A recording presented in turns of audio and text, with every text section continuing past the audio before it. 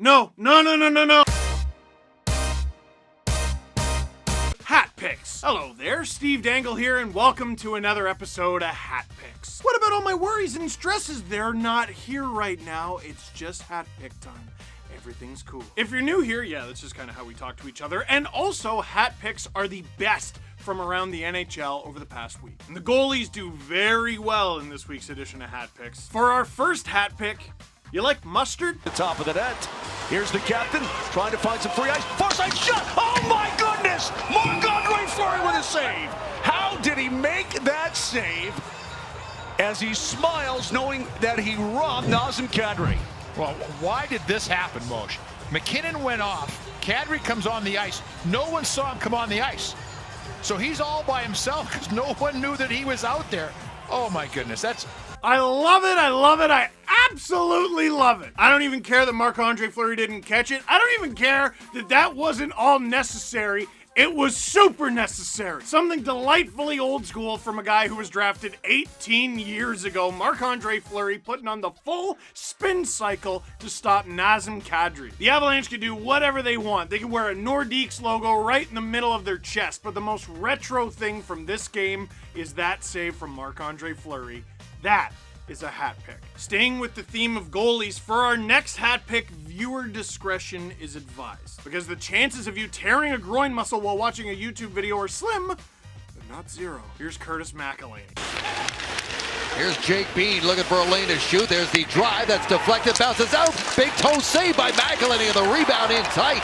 He didn't even know where it was, but he kept it out. The puck's going to go high over the net. He can't see it. Now he's looking to his left, but it's come out to the right. How about that for a terrific save? Holy smokes. That right leg is going to be about 4 inches longer than the left leg tonight, I think, when he goes to bed.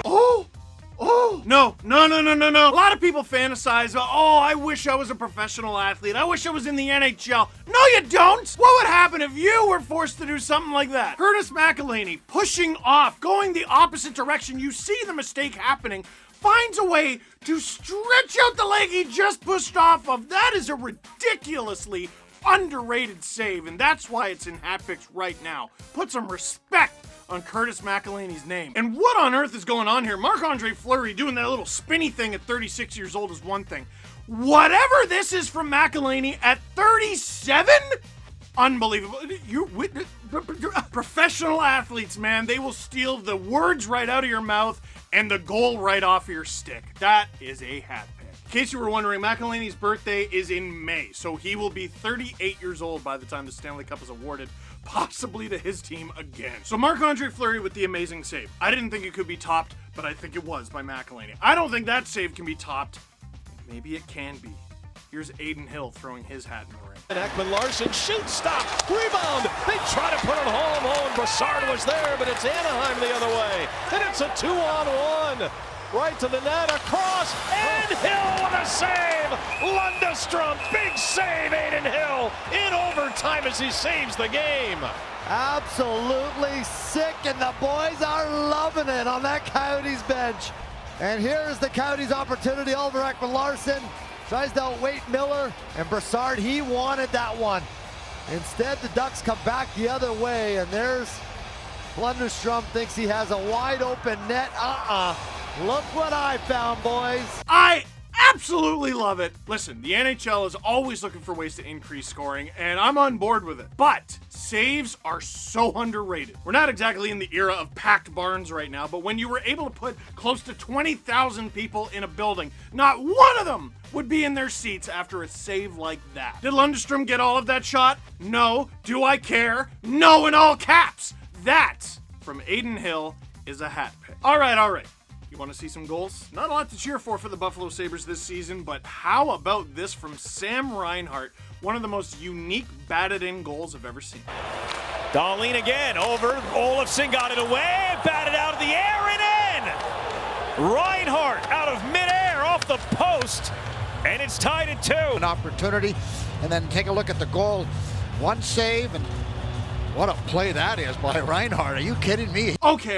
This is what slow-mo cameras were made for. Sabres power play, shot, rebound, the puck is floating through the air, and Reinhart tracks it like the Terminator. Almost like comes around the puck, flips his blade just so, and bats it just perfectly. And I love it because you can tell the Islanders players want to say something, but they know what they just saw, and it was something special.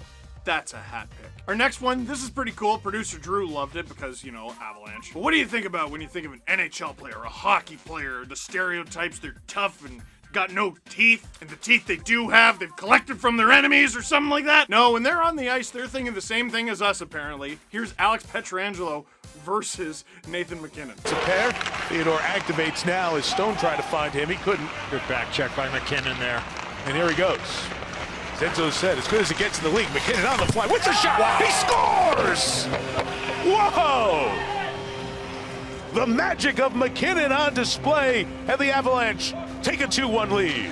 And Nathan McKinnon doing it absolutely in all three zones on this last shift. We talked about his ability when he gets the puck, that he goes quicker. And then that quick release to the far side, no chance. Oh boy.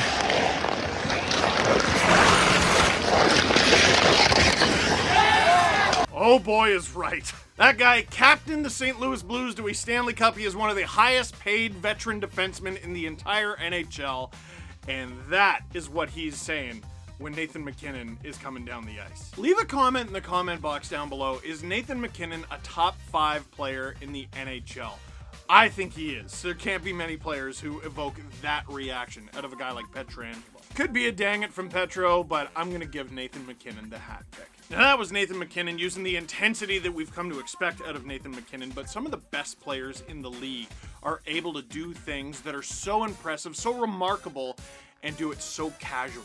Here's Elias Pedersen. This was a popular request from you guys. Face-off win for Pedersen. Hughes to Benn. Puts one in front. That changed direction. Hit a body in front. Now a chance. Besser shoots. And that didn't get through. Pedersen scores on the backhand.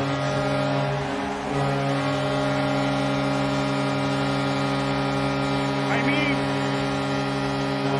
that was a backhand. That was a backhand through his legs. Well, you can see the dexterity. Pedersen goes to the net. Shot, knocked down, pinballs around, shot again, and look at that, through the legs on the backhand. Wow. The no-look pass is hard enough to pull off. The no-look goal between his legs? Elias! Sir, that is a hat pick. Now, this is a bit of a tough spot because hat picks are its own thing. I feel like we should have 2 series though. This should be hat picks, and then we should do another weekly segment that's called hat picks, but it's just Connor McDavid. Here he is going Dragon Ball Z God mode on the Flames. This is unnecessary, Connor.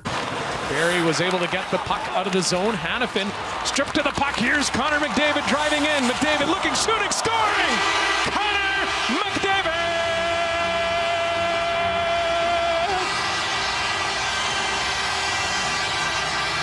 It's 4-1 for the Edmonton Oilers. Well, you heard Kevin Bieksa talk about Connor McDavid and just what he can do on the ice in a flash. And watch this, just Hannafin just bobbles this puck just for a second. And it was the quick attack by McDavid. He kind of was in stealth mode. Little poke check, he's off to the races. And you just never know what he's going to do with the puck. Once he has it on his stick, his head is up. He has options. He can pass. What's he going to do? Pass or shoot? And he just buries it. Never really looks at Markstrom. He looks to pass the whole way. He never once took a look at Jacob Markstrom and sold the fact that he wanted to shoot that puck. Picks the far side, 4-1 Edmonton. That, oh my God. That goal is ridiculous. It's preposterous. It's one of the most ridiculous goals I've ever seen. I have never seen a goal like that before. Oh, wait a second. Yes, I have. Here's Connor McDavid last year. Into this third period and oppressed by the Flames, but that goal by Russell kind of loosened things up a bit, and McDavid finally punches through the neutral zone. Again, just a chip puck into the neutral zone and bounce through, and you can watch him follow it the whole way. He's waiting for that opportunity. He senses it, pounces on the puck, holds on to it, and look at him look. He never did look at Riddick. The whole time he was looking to pass the entire time. How do you have a signature solo mission no-look goal? How is that just something you rip off casually and not something you do once in a career by fluke? Absurd.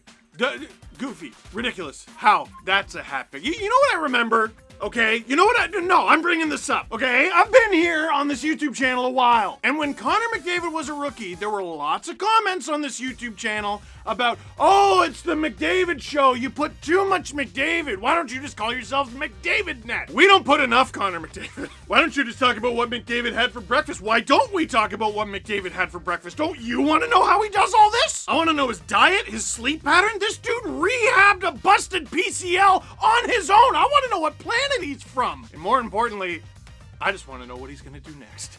That's a hat pick. Last but not least, yes, that Connor McDavid goal was amazing. I think this is a goal of the year candidate from Timothy Oshie.